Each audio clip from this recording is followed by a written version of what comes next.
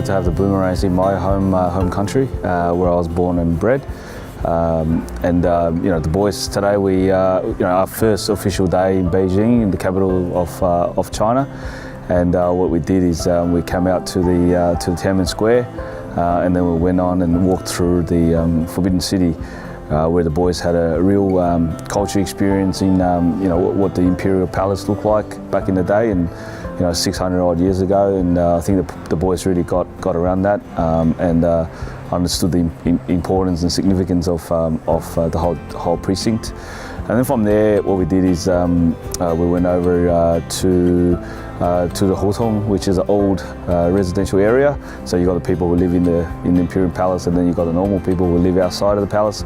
So we went out to look at everyday life for the Chinese back in those days, and just a normal house back in the day, and what it looked like, and what it meant to the people there. So not all about the glitz and glamour of the palace, but just everything else as well.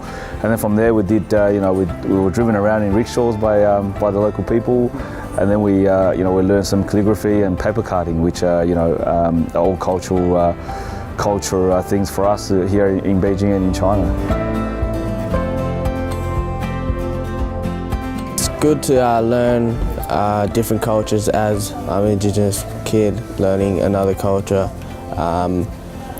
Footy is a life, but learning culture is another, as that you can pass on to Indigenous people back in communities to learn how Chinese people actually work.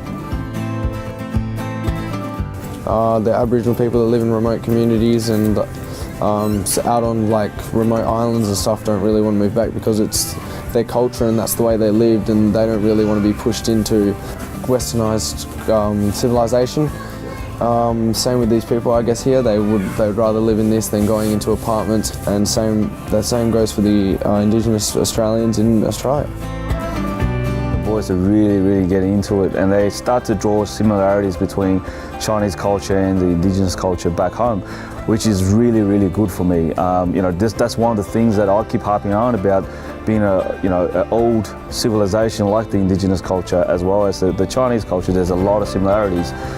And the boys are drawing that out themselves. They're starting to get an understanding for it. And I think a lot of boys are getting a lot of appreciation for their own culture as well, by having a look at ancient culture like the Chinese. So this trip has already provided to be very valuable for the kids, for them to switch on about their own cultures and the importance of hanging on to them.